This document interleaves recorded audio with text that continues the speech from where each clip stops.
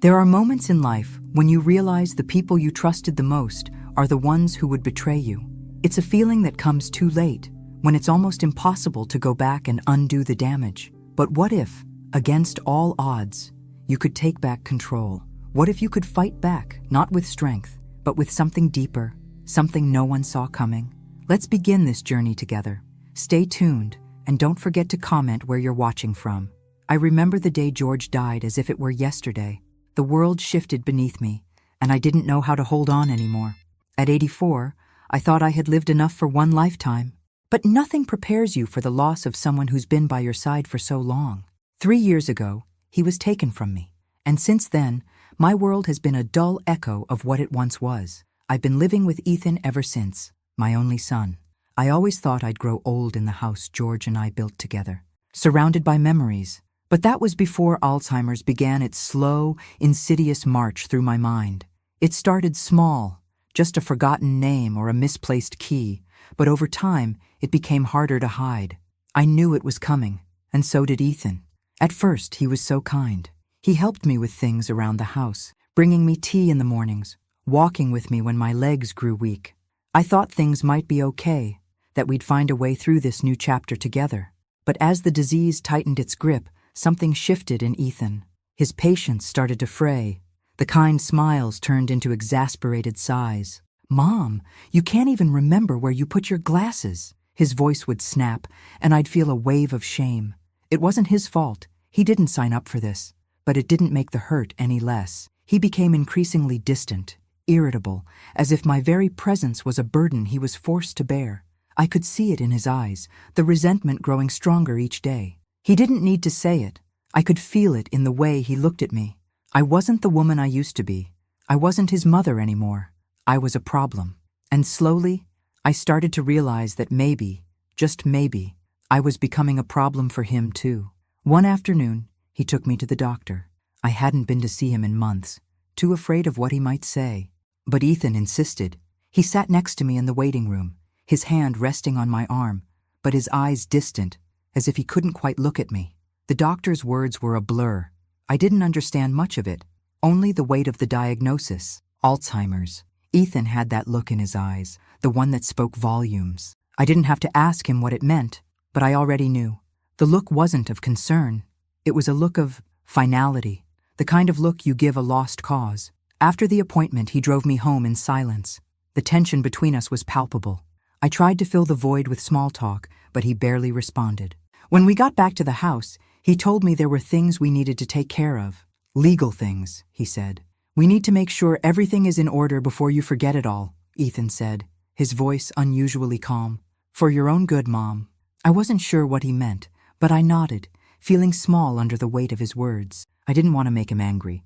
Didn't want to make him feel like I was any more of a burden than I already was. The next day, he sat me down with a stack of papers. There were so many of them, so many words I couldn't make sense of.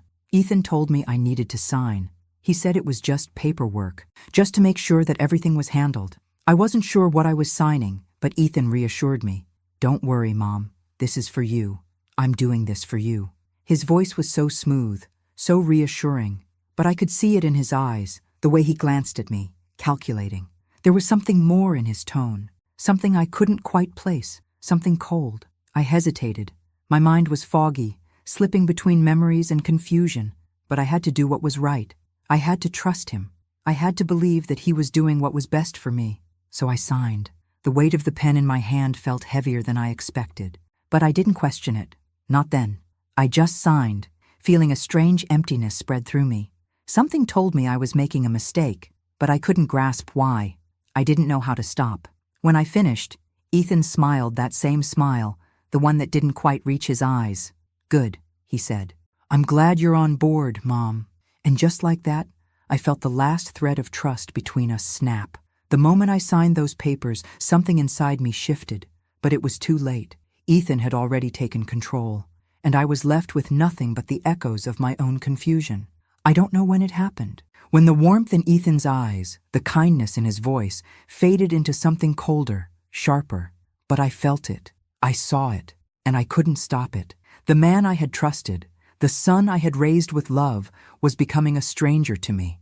After I signed those papers, papers that felt like a quiet surrender, Ethan's transformation became brutally apparent. At first, it was small things, a comment here or there, but soon, the cracks began to show.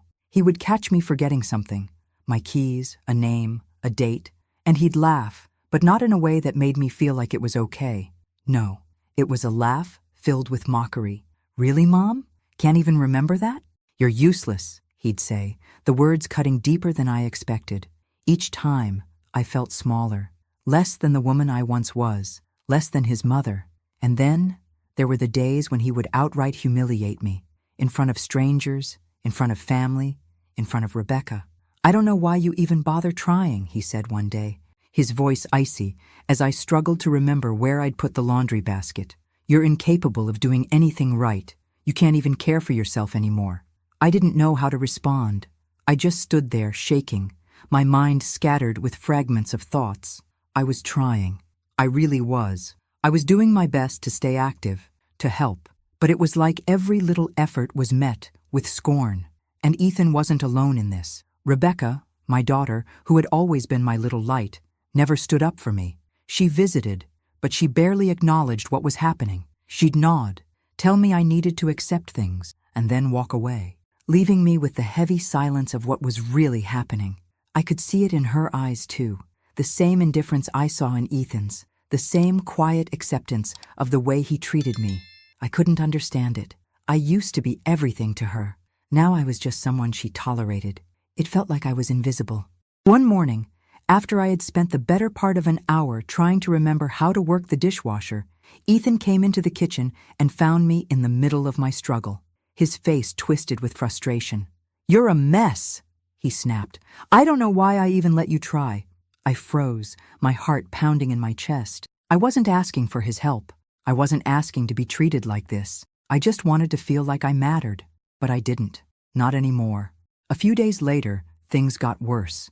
Ethan told me that he was moving me. He didn't ask, didn't explain, just told me it was for my own good. He led me to a small room in the back of the house, what used to be a guest room, a place that was once filled with laughter and visitors. Now it was cold, bare. The walls felt like they were closing in around me. The furniture was old, the sheets worn thin. It was like he was making a point. He was making sure I knew I no longer mattered. I wasn't welcome in the heart of the house anymore. I remember standing in that room, staring at the thin curtains and the empty space. It didn't feel like home. It didn't feel like anything.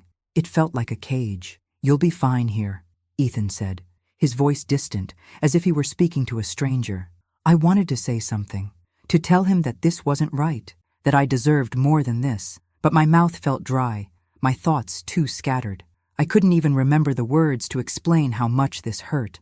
As days passed, Ethan took over everything, the house, the decisions, my life. Every time I tried to help, to do something, anything, he found a way to make me feel worthless. He'd sigh heavily, roll his eyes, and tell me I was out of touch with reality.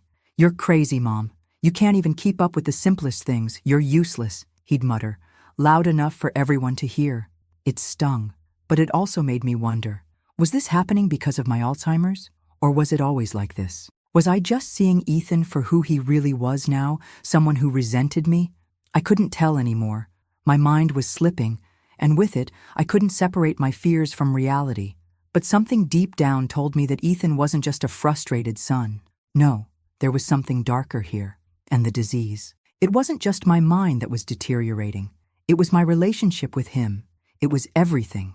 I tried not to cry, tried not to let it show that I was losing everything. My memory, my dignity, my family. But I couldn't help it. Every day I felt more lost, more like a ghost. I was living in the shadows of my own life, ignored by the people who should have been my greatest allies. Rebecca came by that weekend.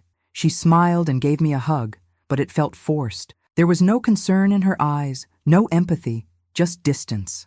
"How are you holding up, Mom?" she asked casually, as if this was all just a normal phase. I tried to answer, but the words caught in my throat. I didn't know how to explain the suffocating feeling that had taken over my life, that no matter how hard I tried, Ethan was slipping away from me, and so was Rebecca. "I'm fine," I said, the words tasting like ash in my mouth. But I wasn't fine. I wasn't fine at all. I wasn't fine. I spent the rest of the day in my small, isolated room, alone with my thoughts, alone with the sharp edges of my memories, the fading pieces of a life I used to recognize. The woman I had been, the mother I had been, felt like she was slipping further and further away.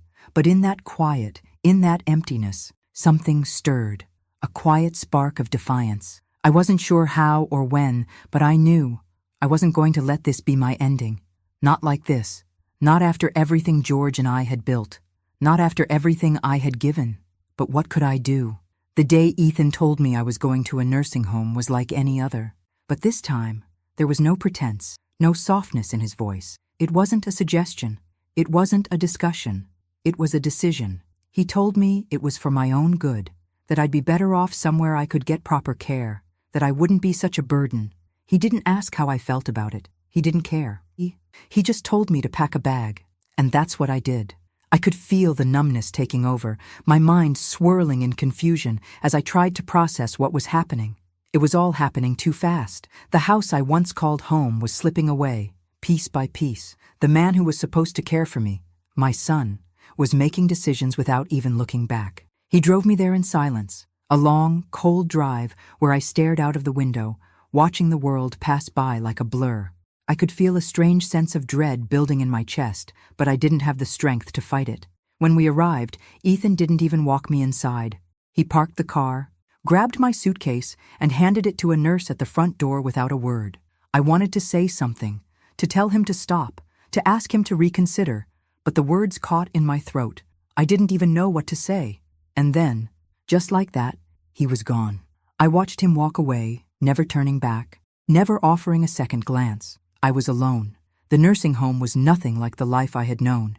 It was stark, cold, and smelled of antiseptic. The walls were white, too white. The lighting was harsh, like a hospital, but there was nothing comforting about it. The nurses barely looked at me as they led me to a tiny room, one that was too small for a woman who had once lived in a home filled with laughter and warmth. The bed was too hard. The chair in the corner was stiff and uncomfortable. There was no personal touch, no sense of belonging. Everything about this place screamed institutional, and I was just another face in the crowd, another patient, another number. I didn't belong here, but Ethan didn't care. I spent the first few days staring out the small window, watching the world move on without me. I tried to understand why I was here. I wanted to scream, to demand answers, but my voice felt small, insignificant, lost in the silence of the nursing home. The days stretched into weeks, and Ethan's visits never came. He promised he would come by. He said he'd check in on me. But he didn't. I was forgotten. I began to feel like I didn't even exist anymore. My life had been reduced to a shadow of what it once was. And then, one afternoon, as I sat in my small room, staring at the drab walls, I met Charlie. Charlie was an older man, his skin weathered and lined with age. He had the look of someone who had seen too much of life's harshness, someone who had lived a life that wasn't easy. I knew he wasn't like the others in the home. He had a rough edge to him, a world-weary demeanor, but there was something kind about his eyes. We struck up a conversation one day in the common room, and I found that I couldn't stop talking. He listened to me, really listened, in a way that I hadn't felt in years. I told him about George, about our life together, about the house we had built, the life we had made, and he listened without interruption, without pity. He didn't look at me like I was fragile or lost. He just listened. Charlie had been through his own struggles. He was an ex-convict. Having spent years in prison for a crime he said he regretted. But there was no bitterness in his voice when he spoke about it. He had a sharp, cynical view of the world, but it wasn't without reason. Life had taught him hard lessons. Still, there was something about him, something that made me feel not so alone. He shared stories of his life, of things he had seen, things he had learned. But the more we talked, the more I realized he was teaching me something. One day, as we sat in the small garden behind the nursing home, Charlie looked at me, his face serious for the first time. "You know, Mabel," he said, his voice low, "you still have control. It might not feel like it right now, but you do. This place, these people, they don't own you. You're not just a number here. If you want to take back what's yours, you can, but you have to want it." His words hit me harder than anything Ethan had said. I hadn't even considered that I could fight back, that I could still have a say in what happened to me. But Charlie believed it, and for the first time in a long time, I found myself believing it, too. I looked at him, my mind swirling with possibilities.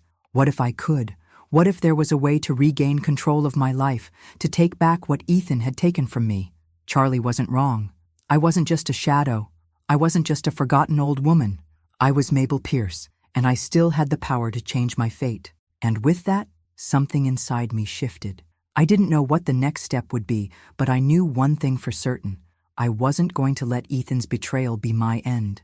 Charlie became more than just a friend. He became my ally, my guide through the fog of confusion and fear. Every day, he would sit with me, patiently listening as I spoke about the hurt and betrayal I felt. He didn't pity me. He didn't talk down to me. He saw the woman I used to be, the woman who still had the strength to fight, even if I didn't know it yet. It was Charlie who opened my eyes to the truth I had been too blind to see. The truth that Ethan had manipulated me, that he had convinced me I was useless, that my life no longer belonged to me. He made me believe I was too far gone, that my decisions didn't matter anymore, that I had no voice left. I had let him take control, and for so long, I thought it was because I was ill, because my mind was failing.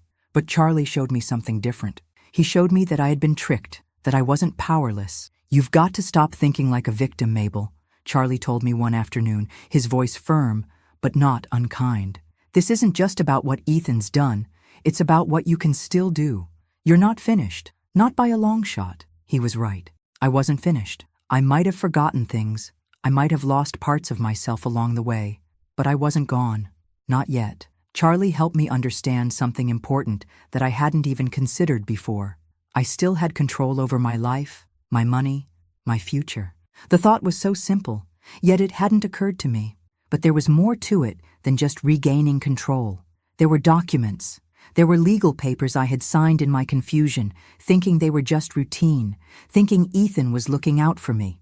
But Charlie had a different perspective. He spoke about testaments, wills, and how they could be altered, changed, and how they were often manipulated by those with ill intentions. "You've got more power than you think," Charlie said, his tone low, like he was sharing a secret.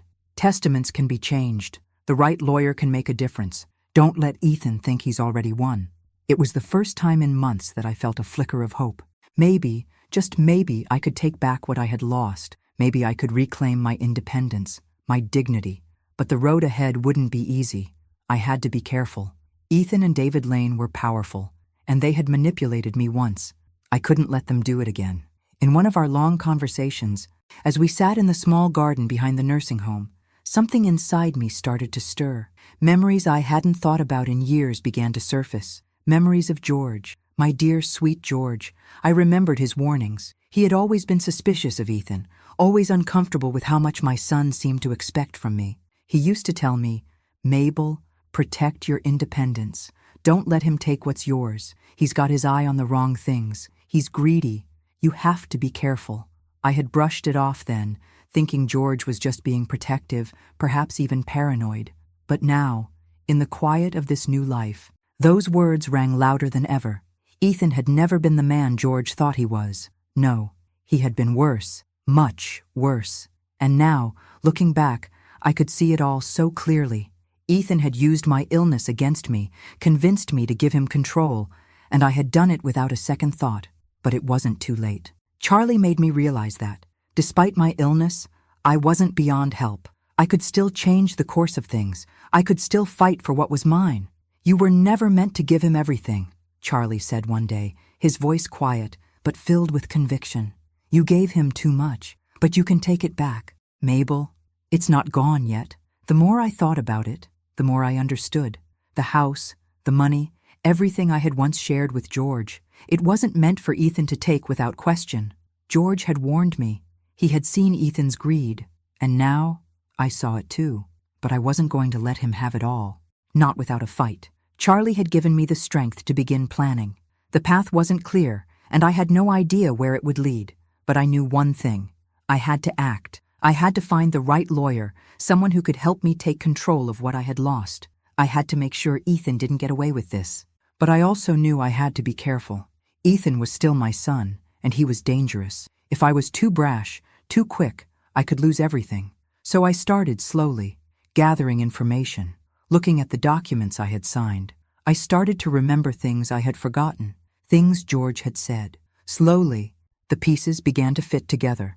I wasn't just some old woman who had forgotten her past. I was Mabel Pierce.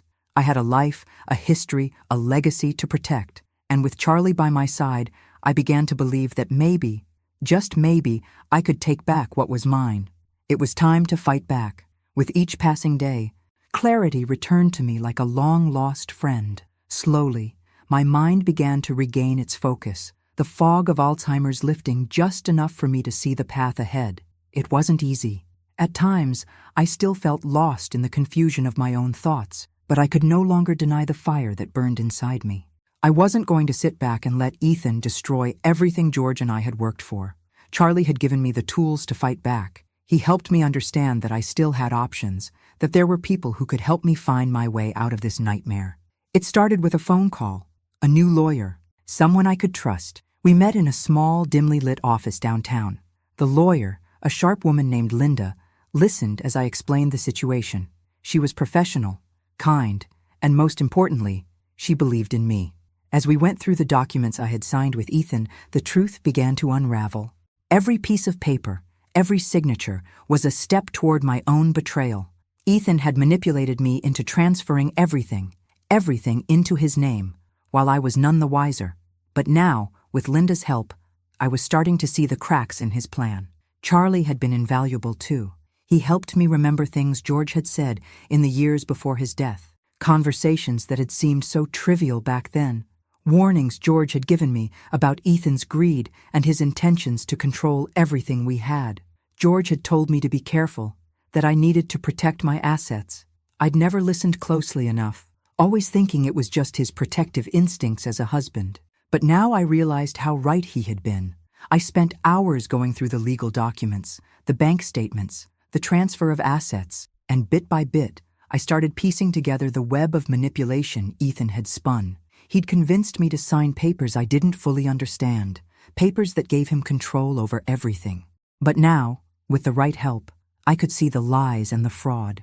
There were discrepancies, signatures that didn't match, dates that didn't make sense. Ethan must have thought I was too far gone to fight back. He didn't realize that, despite the disease, I still had a spark of the woman I once was. A woman who wouldn't stand for being treated like this. As I dug deeper, I found something even more troubling. David Lane, the lawyer who had helped Ethan with all the legalities, wasn't just an innocent bystander. No, he was part of the scheme. He had been helping Ethan cover up everything, falsifying signatures, forging documents, lying about the terms of the will. I hadn't suspected him before, but now, as I looked at the evidence, it was clear. David was as much of a manipulator as Ethan was. Charlie was the one who pointed it out. Ethan isn't the only one you need to worry about. That lawyer of his, David Lane, he's dirty. He's been covering up too much for too long. You need to dig into him. The more I uncovered, the more I realized just how deep the deceit went. David had thought I wouldn't notice. He thought that because I was aging and struggling with my memory, I would just let everything slide. But he was wrong. The day I finally confronted Ethan, was one I will never forget. He walked into my room with that same smug expression he had worn for the past few months, believing that I was completely under his thumb. But he wasn't expecting the woman he had once known to be gone, replaced by someone who had a plan. "You're being cruel, Mom," Ethan said, his voice rising with frustration. "I'm the one who's been taking care of you. You think I'm doing this for me? I'm trying to help you."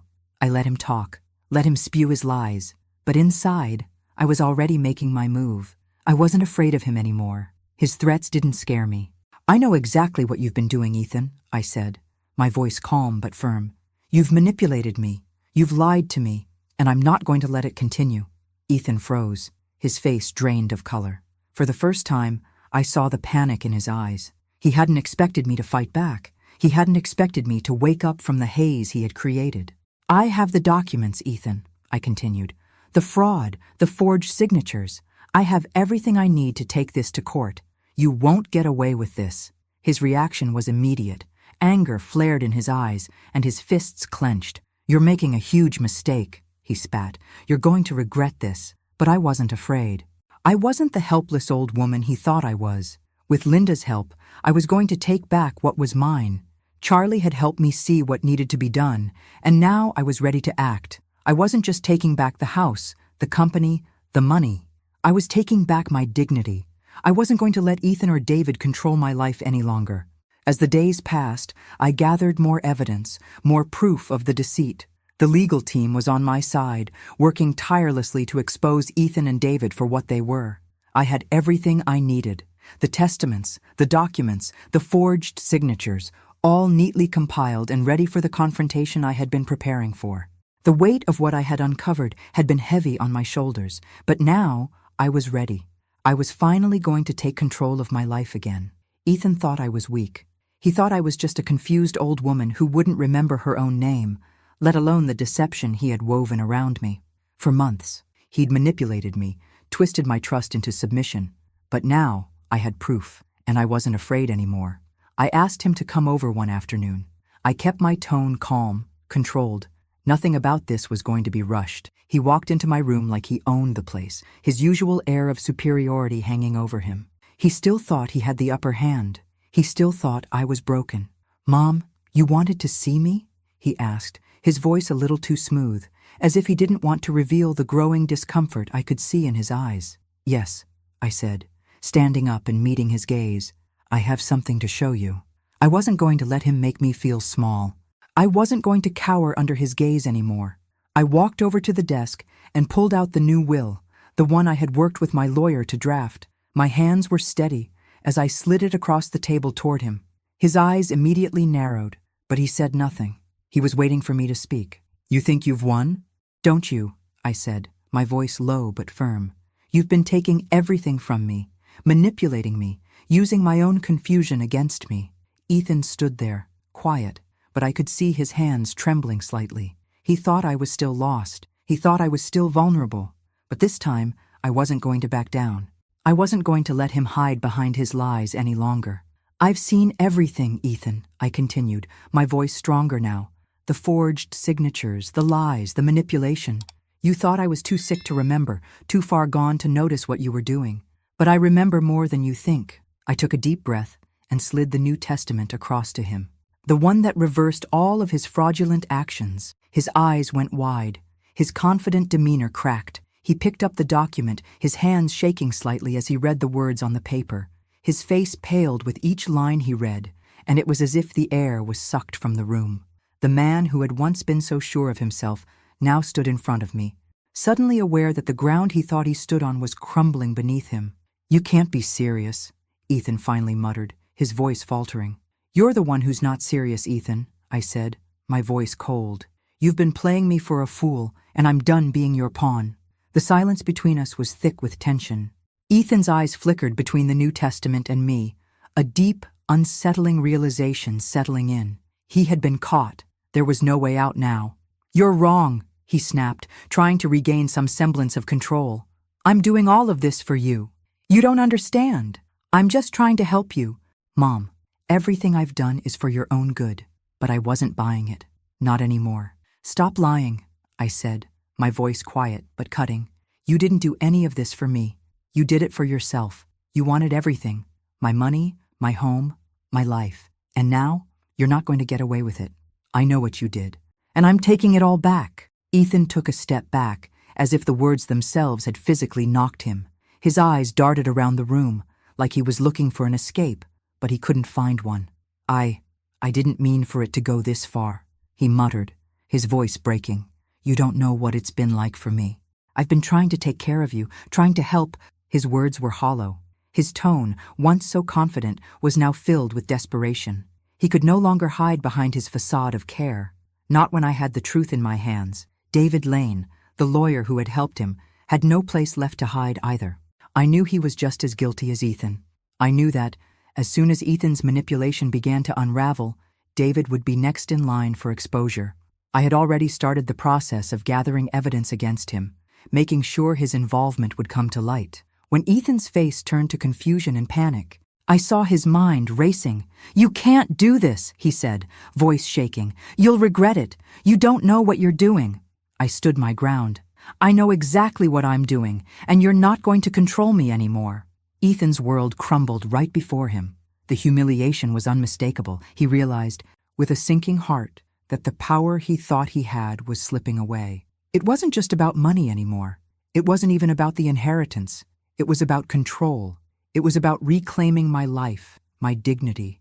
And no matter how much he begged, no matter how much he tried to intimidate me, there was no turning back. David Lane, realizing his own role in this scheme was about to be exposed, tried to distance himself from Ethan, but it was too late. The evidence was already in motion. The legal wheels were turning.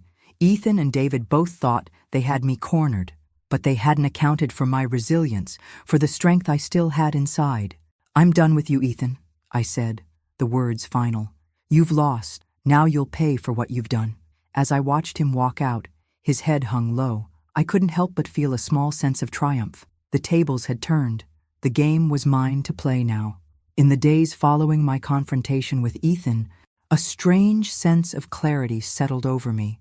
I had taken control, not just of the inheritance, but of my life. I had reclaimed something that had been slipping away from me for so long, and the more I stepped into that newfound power, the more it seemed to fuel me. The legal documents were in my favor. The new will was in place, and I had a team of lawyers working tirelessly to expose Ethan and David for their manipulations. But I knew this was just the beginning. The fight wasn't over, not by a long shot. Charlie was still by my side, helping me navigate the legal maze that had once felt insurmountable. He was more than a friend now. He was my ally, my mentor in this fight for justice.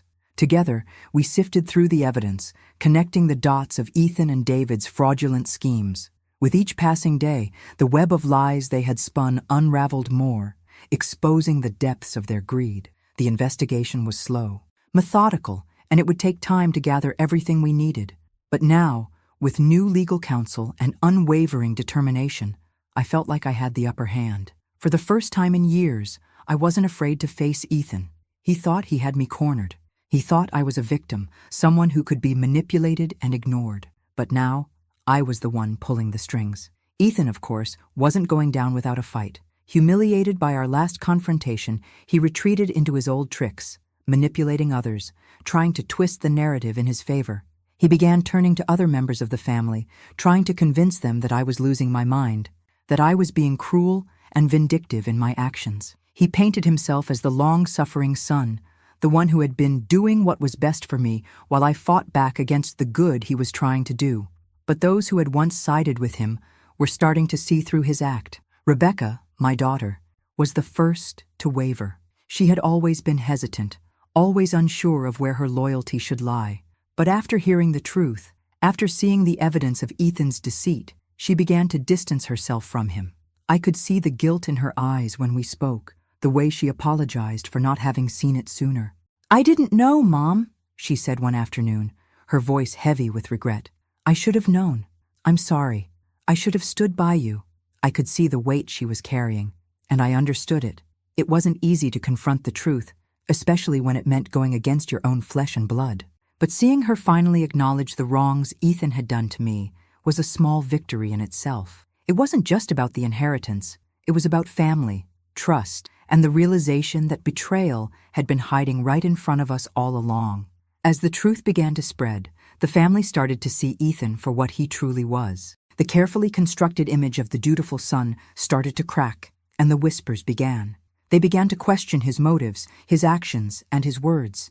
The more they learned, the more Ethan's betrayal became undeniable. And as the pieces of the puzzle fell into place, I could finally stand tall. I was no longer the forgotten mother in the back of the house. I was no longer the victim of Ethan's manipulations. I was Mabel Pierce, a woman who had fought for her rights, who had found the strength to stand up for herself when the world seemed determined to knock her down. And I wasn't going to let Ethan or anyone else take that away from me. With the help of my lawyer, I began to restore my position legally. I wasn't just regaining control over my assets. I was reasserting my dignity, my independence, and my place in this world. Ethan had thought that by isolating me, by manipulating me, he could silence me, but I wasn't silenced anymore. I had found my voice, and it was stronger than ever. Ethan, now realizing that the walls were closing in on him, became desperate. He tried to manipulate Rebecca, tried to convince her that I was losing touch with reality, but his words fell on deaf ears.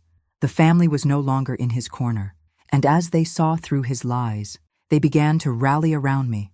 For the first time in a long while, I felt a sense of unity, not just within myself, but within the family. It wasn't perfect.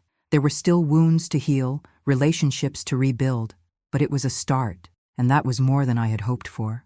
Ethan, on the other hand, was losing everything. His control over me, his plans for the inheritance, everything he had worked so hard to manipulate was slipping away. He tried to regain some semblance of power, but it was too late. He had underestimated me. He had thought that by pushing me aside, by treating me like a burden, he could get away with it. But I had proven him wrong. I wasn't just taking back my inheritance, I was taking back my life, and no one, not Ethan, not David Lane, could take that from me. The battle wasn't over, but I was ready for whatever came next. The truth had begun to emerge, and there was no stopping it now. Ethan had lost the power he thought he had, and I was just getting started. The weight of the New Testament in my hands was heavier than I expected. It wasn't just a piece of paper, it was my weapon, my declaration that I was taking back control of everything Ethan had stolen from me. But even with that New Testament, I knew I couldn't rest. Ethan wasn't the only one who had been involved in the betrayal. David Lane, the lawyer who had helped him weave his web of lies, was just as guilty, and I wasn't about to let him escape the consequences of his actions. I couldn't shake the feeling that there was more to David than I had seen. I knew that he had helped Ethan manipulate me, but I couldn't help wondering if there was a history behind him, something more sinister than I had first imagined. It was time to dig deeper. With Charlie's help, I began researching David, looking for any connections, any past mistakes that might give me leverage. What I found shocked me. David Lane wasn't just a corrupt lawyer helping a greedy son. He had a long history of fraudulent behavior. His name appeared in several cases of financial misconduct and legal corruption that had been buried, swept under the rug by clever manipulation and powerful connections. Over the years, he had managed to dodge any serious consequences, covering up his crimes, quietly erasing any traces of his wrongdoings. But nothing stays hidden forever, especially not when someone is determined to uncover the truth. I couldn't believe it at first, but the more I dug, the more I found. He had been involved in multiple fraudulent cases, using his position to manipulate wills, embezzle money, and cheat people out of their inheritances. It wasn't just me that he had taken advantage of.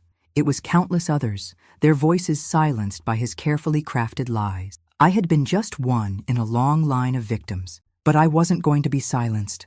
Not anymore. I wasn't just fighting for my inheritance. I was fighting to make sure David and Ethan couldn't hurt anyone else. With Charlie at my side, I began gathering evidence against David. We approached the right authorities, knowing that this wasn't going to be easy, but that it had to be done. It was the only way to ensure that Ethan and David would face the consequences of their actions. Charlie was invaluable during this time.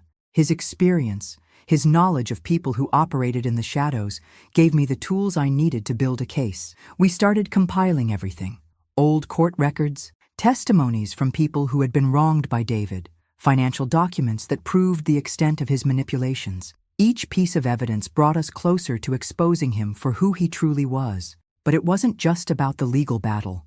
It was about taking back the power they had stolen from me.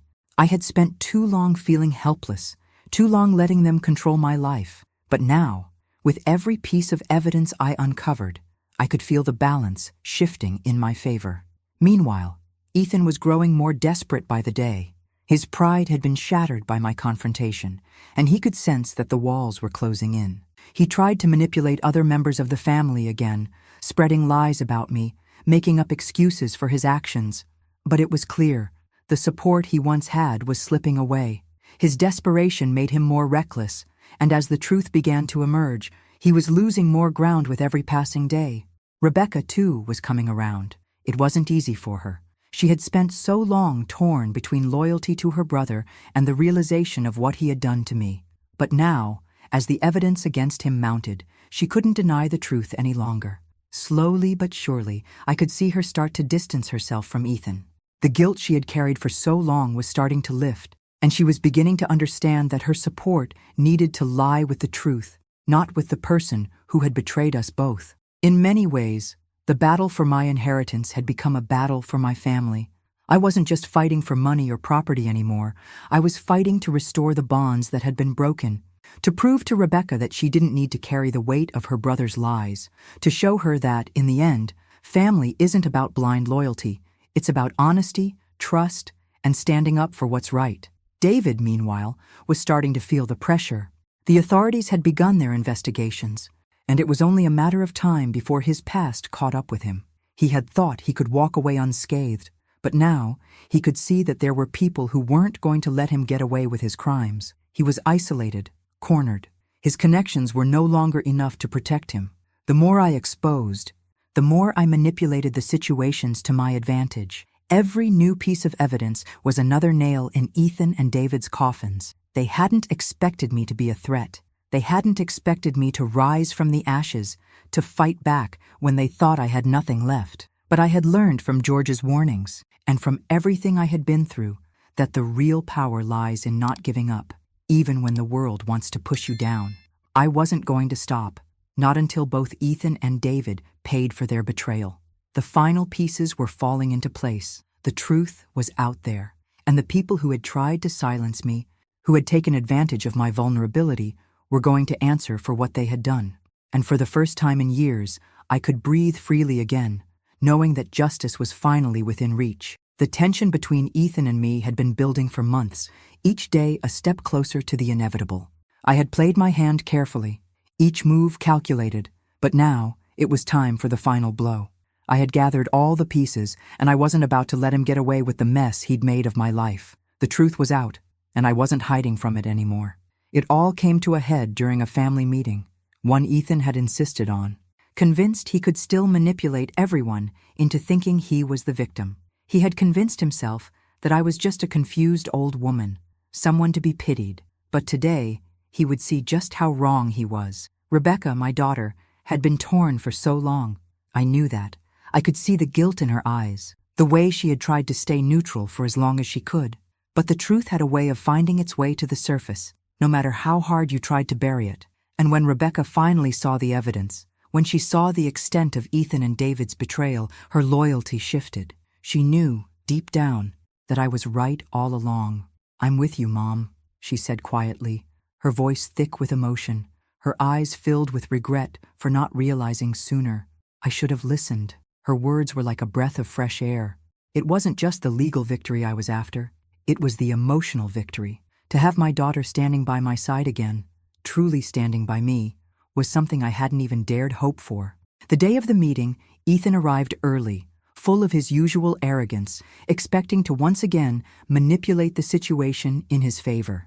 He sat across from me, his gaze cold, calculating.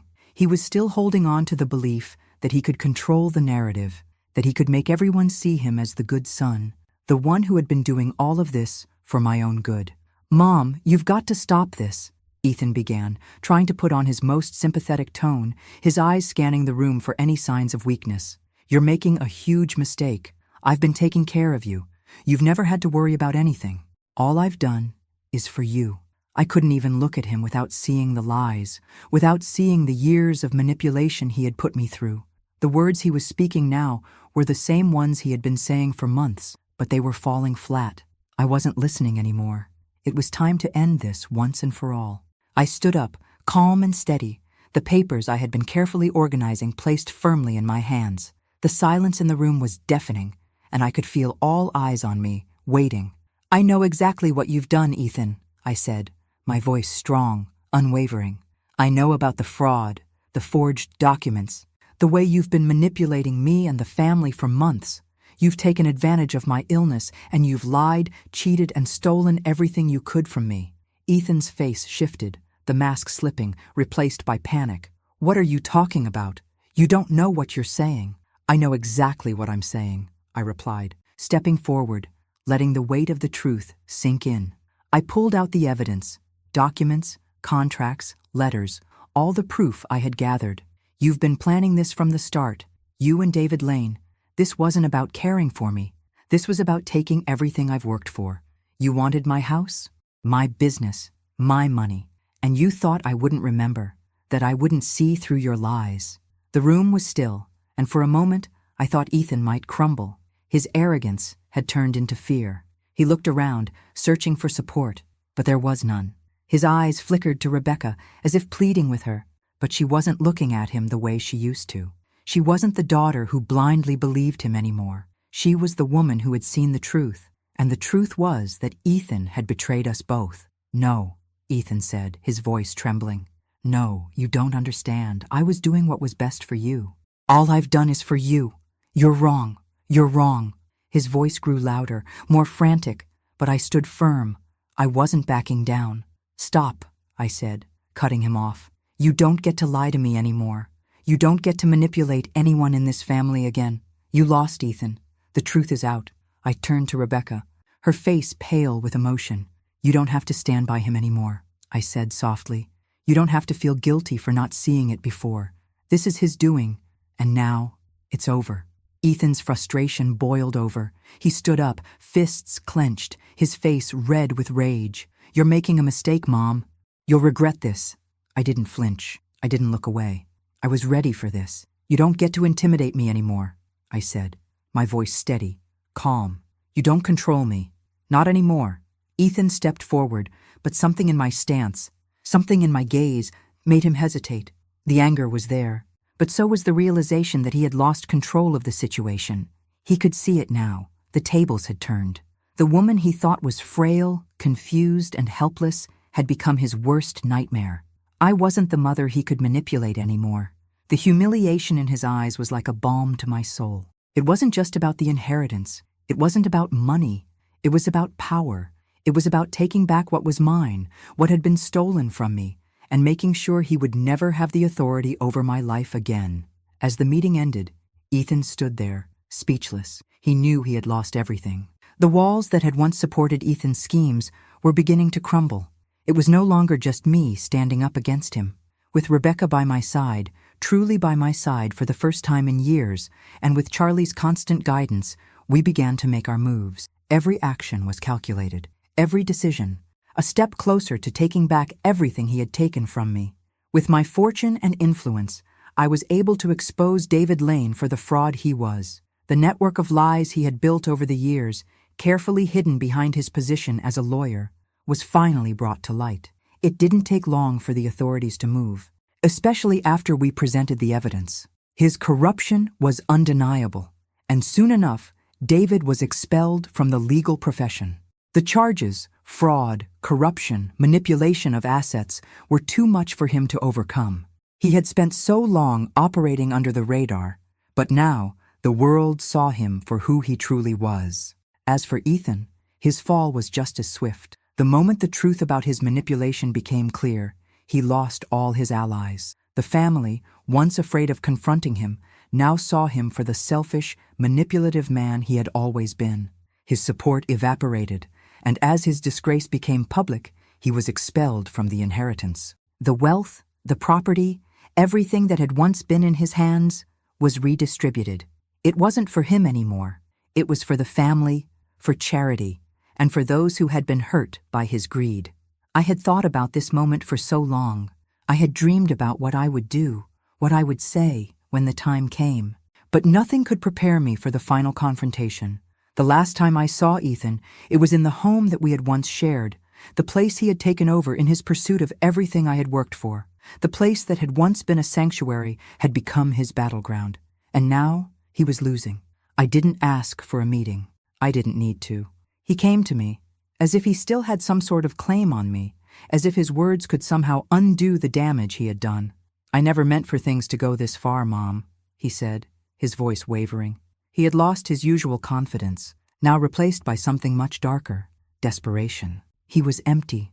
"I was just trying to help you. I thought I was doing what was best." His voice cracked, and for a brief moment I could see the same boy I had raised, the boy I had once loved. But it wasn't enough. It would never be enough. "You were never trying to help me," I said, my voice firm, unwavering. "You were only trying to help yourself. You never cared about me, Ethan. You only cared about what I could give you." He took a step forward, as though hoping my words could be taken back, as though he could turn the clock back to a time when he could manipulate me, when I would have believed his lies. "I'm sorry, okay? I've made mistakes. I'll make it right. Please," he begged, his voice now a whisper. His eyes were wide, desperate. "I can fix this. Just, please, forgive me." It was pathetic. The same man who had used my confusion against me, who had played me for a fool, was now begging for my forgiveness. But I had learned something in this battle for control. I had learned that forgiveness wasn't something he deserved. It wasn't something that could erase what he had done. "You don't deserve my forgiveness," I said, my voice colder than it had ever been. "You don't deserve anything from me. You've taken everything, my trust, my love, my life, and used it for your own gain. You think you can just say sorry and expect it all to be forgotten? You can't. You've crossed a line, Ethan, and you can't come back from it." He staggered back, his face filled with disbelief. "But I wasn't finished. You've lost all of it. The inheritance, the money, the family, everything you thought you had, it's gone. And I'm done. You're done." I felt the weight of the words in my chest, but they felt good. They felt like a finality I had been waiting for. I wasn't just taking back what was mine. I was finally freeing myself from the grip he had held over me for so long. He stood there, frozen, as if hoping that I would say something to take it all back. But I couldn't. I had given him every chance. I had loved him, tried to protect him, tried to believe in him. But he had shown me who he really was, and that man didn't deserve a place in my life. I turned away from him, walking towards the door, and when I looked back one last time, I saw him standing there, defeated. He had lost everything, and I was done. "Goodbye, Ethan," I said, my voice steady. "Don't ever come back." The silence in the room after I left felt deafening, but it wasn't a silence of regret. It was a silence of closure. For the first time in years, I felt truly free. Ethan was no longer a part of my life. The man who had manipulated me, who had tried to control me, was gone, and I was finally taking back what was mine. I was done. The battle was over, and I had won. With Ethan and David's downfall complete, Mabel was finally free to embrace the life she had fought so hard to reclaim. No longer trapped in the shadows of her past, she began to take control in every sense. Her inheritance was hers again, and with that came a new sense of purpose. The once sterile walls of the nursing home were replaced by a home that reflected her true self, warm, inviting, and full of life. The fog of confusion from the Alzheimer's seemed to clear a little more each day, and for the first time in years, Mabel felt in control of her destiny. Charlie remained by her side, a loyal friend who had helped her navigate the darkest of times. Together, they had built a foundation, a cause that would help the elderly who had been neglected and forgotten, just as she once had been. With her restored fortune, Mabel poured her energy into this foundation, offering support to those who had been ignored by their families or cast aside due to age. It wasn't just about money, it was about compassion, empathy, and fighting for those whose voices had been silenced. Mabel also took the time to rebuild her relationship with Rebecca. The rift that had grown between them had finally healed. Rebecca now understood her mother's choices, the strength it took to stand up to Ethan and David. There were no more secrets, no more guilt hanging over them. As mother and daughter, they forged a bond stronger than ever, united not just by blood, but by the shared experience of overcoming betrayal and injustice. Ethan, now a shadow of the man he had once been, no longer had any power over Mabel. The lies he had told, the manipulations he had orchestrated, everything had been exposed. He was left with nothing, stripped of his wealth, his influence, and most of all, his dignity. His attempts to gain sympathy fell on deaf ears, as the family saw him for what he truly was. Mabel, however, stood tall, a woman who had taken back her life and, in doing so, had dismantled the legacy of deceit that Ethan and David had tried to build. As the dust settled, Mabel's life began to take on a new rhythm. She found peace, not in the fortune she had recovered, but in the wisdom she had gained through it all. Her experiences became a source of strength, and she used them to help others. Mabel became a respected figure, not just for her wealth, but for her resilience, her ability to rise above the circumstances that had nearly broken her. She began giving lectures on topics that had once seemed distant to her, on estate fraud, elder abuse, and empowerment for the elderly. She shared her story with anyone who would listen, determined to make sure that what happened to her wouldn't happen to anyone else. She spoke not from a place of bitterness, but from a place of deep understanding, because she had lived through it, and she had come out the other side stronger than ever. The final scene of Mabel's story unfolded at a charity event, a celebration of everything she had built. Standing beside her daughter, Rebecca, and her loyal friend, Charlie, Mabel smiled with pride. Her journey was not just one of survival, but of triumph. She had taken back her life, but more than that, she had built a legacy of giving back, of showing others that no matter the circumstances, you could always rise. In the end, Mabel's greatest victory wasn't the financial restitution or the defeat of Ethan and David. It was the emotional freedom she had gained, the strength she had found in herself, and the way she had transformed her pain into something that would help others. Her story would be remembered not for the injustice she had endured, but for the incredible strength and grace with which she had overcome it. Mabel had become the woman she was always meant to be, a woman who would never be silenced, who would always stand tall, and who would use her story to light the way for others. And in doing so, she had finally found peace. Thanks for listening. Don't forget to subscribe and feel free to share your story in the comments. Your voice matters.